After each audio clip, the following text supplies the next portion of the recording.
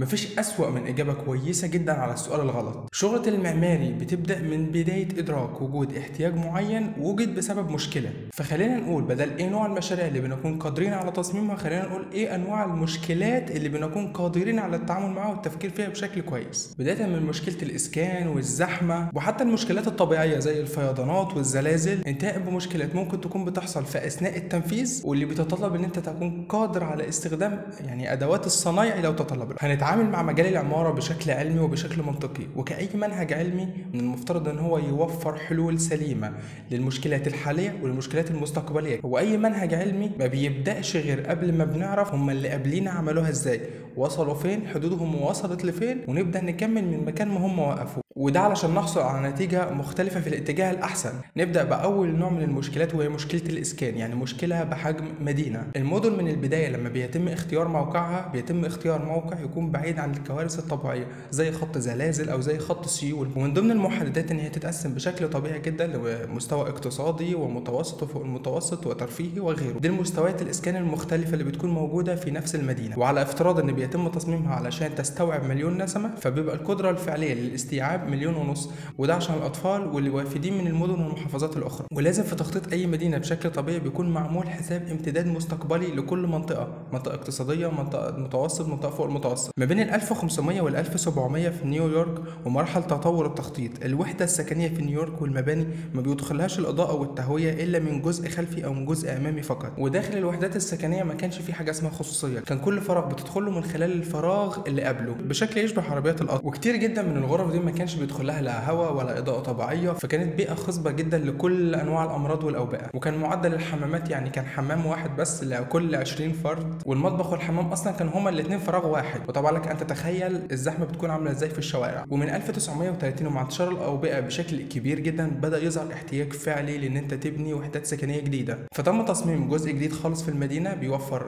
أماكن سكنية خاصة بالسكن فقط وأماكن تجارية خاصة بالتجارة فقط من محلات ومولات وغيره. بس وللأسف الموضوع ما كانش بامبي كما يبدو عليه، ووصل للأسف لأسوأ مما كان. وده لأن في التخطيط تم فصل تماما المنطقة السكنية عن المنطقة التجارية عن المنطقة الترفيهية، فبقيت المناطق السكنية بالليل وحرفيا بقى صعب جدا ان انت تنزل بالليل تتحرك فيها. وطبعا انت وفرت اماكن خضراء ما بين العماير، بس انت ما وفرتليش سبب يخليني انزل في المناطق دي، ما وفرتليش كافيهات، ما وفرتليش منطقة ترفيهية تخليني انزل من الشقة اتحرك. وده لان كل الحاجات دي بقت موجودة في منطقة بعيدة عن السكن، المنطقة السكنية بقت للنوم فقط. وده لان احنا بنبقى عايزين نوع من العشوائية، انا نزلت لقيت مكان قدامي فنزلت قعدت فيه خلاص، مش ان انا هتصل وهشوف وهنروح ولسه الترتيبات دي بتاخد ممكن اسبوعين 3 عشان نروح مرة واحدة بس. مشاكل طبيعية زي الفيضانات والزلازل في تشيلي في سنة 2010 وصل لها زلزال بقوة 8.8 على مقياس ريختر، وكان بعد الزلزال في موجة فيضان، والمدينة تقريبا بشكل سنوي بيحصل عليها زيادة في منسوب النهر فبتغرق بشكل كبير جدا. وكان في حديقة عامة تقريبا ما حدش بيروحها لان مكانها كان بعيد شوية عن المنطقة السكنية. وطبعا اول ما بدأنا نجيب سيرة كوارث طبيعية لازم ناخد اليابان ككيس ستادي علشان هي دي اللي اتعملت تقريبا مع كل انواع المشكلات الطبيعية. واليابان طبعا اثبتت فشل اي محاولة في مقاومة اي عوامل طبيعية، فكان لازم الحل الجديد في مدينة تشيلي يكون مختلف تماما عن ان انت تبني سور تقطع عنه المدينة عن النهر. والسبب اخر ان اهل المدينة كان موردهم الاساسي كان الصيد من النهر ده، فكان الحل ان انت تعمل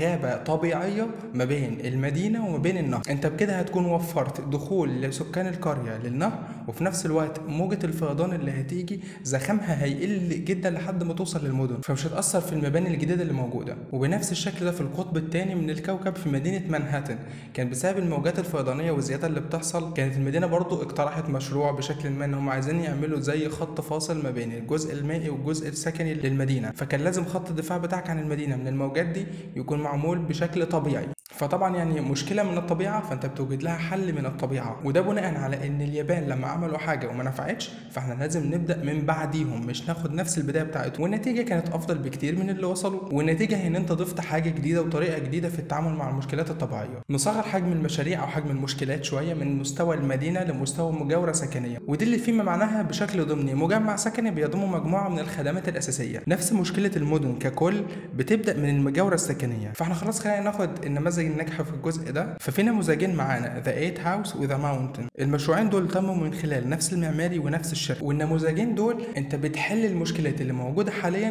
بدون ما تضطر تعقد المستقبل على اللي لسه ما جوش. والحلول ما هياش علم فلك، حاليا ده المستوى اللي احنا المفروض نبدا لما نعمل حاجه نعملها من المستوى ده، مش ان احنا نرجع للخمسينات ونبدا نحل من الخمسينات. احنا مش هنبدا من جديد، انت عمرك ما بتبدا من جديد، انت دايما بتشوف اللي قبلك وصل لفين وتكمل من بعديه، واللي هيجي بعدك يشوفك وصلت لفين ويكمل بعديه. مشكله مختلفه في الناحيه الثانيه من العالم، في مدينه بوركينا فاسو الارتفاع شديد جدا لدرجات الحراره، وطبعا منطقه زي دي من العالم ما فيهاش ابسط مقومات الحياه من الميه والكهرباء والحاجات الاساسيه جدا. وبالرغم من كده الا ان انت قدرت تصمم مدرسه في المنطقه دي بسبب شكلها وبسبب الخامات المستخدمه اللي كلها طبيعيه وموجوده بشكل طبيعي في المكان، ان انت تخلق مكان درجه الحراره فيه بتقل عن الحراره الخارجيه بمستوى 10 درجات كاملين. نروح للمشاريع اللي بحجم اصغر شويه وهي المنازل بتاعتنا. قدم وجود منزل بقدم معرفتنا للزراعه. المساكن وجدت لتلبيه 3 احتياجات اساسيين: shelter, protection, controlling our environment. الاحتياجات دي وجدت بسبب 3 مشاكل: ان انت عايز تحتمي من المفترسين، وان انت عايز مكان تخزن فيه الموارد الغذائيه بتاعتك، وان انت عايز مكان يحميك من البيئه الطبيعيه اللي حواليك سواء برد جدا او حر جدا. وطبعا ده الهدف البدائي جدا من وجود مسكن. وفي كل منطقه في العالم بيختلف التصميم بتاع المنازل بتاعتنا،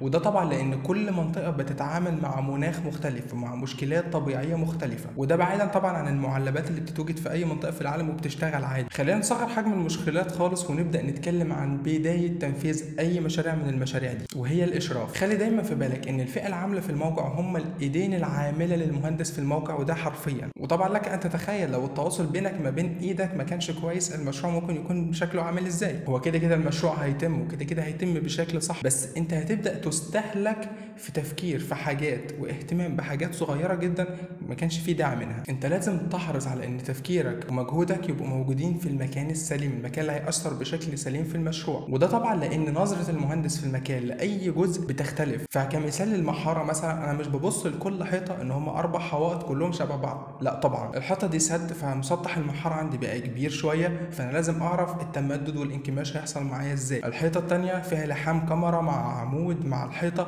هعالجه ازاي. المنطقه الثانيه فيها شباك مع الباب مع الحيطه. الكلام ده كله انت كل حيطه بتبص لها بشكل مختلف، كل جزء بيتطلب عنايه منك علشان ابدا اعالج على اساسه الواجهه بشكل معين يناسب ويناسب الميزانيه اللي موضوعه للمشروع. وهكذا في كل اجزاء المشروع، بدايه من ان انت بتتعامل مع العميل من اول مره بتقعد معاه انتهاء بتسليم المشروع بالكامل. فزي ما انت بدات تلاحظ انت بتتعامل مع مشكلات الاسكان ومشكلات بحجم مدينه انتهاء لاصغر المشكلات واصغر التفصيلات في المشروع وبتتركب ازاي وبتتجمع ازاي. وانا هنا مش بقول ان انت لازم تبقى عارف كل مسمار وكل باب بيتركب ازاي، بس انا بقول ان انت لازم تبقى عندك ادراك انواع المشكلات اللي انت بتكون قادر على التعامل معاها. انت مش بيكون عندك بالظبط الحل هيكون ايه، بس انت بيكون عندك المبدأ اللي هتبدأ تفكر فيه وتحل منه اي مشكلة.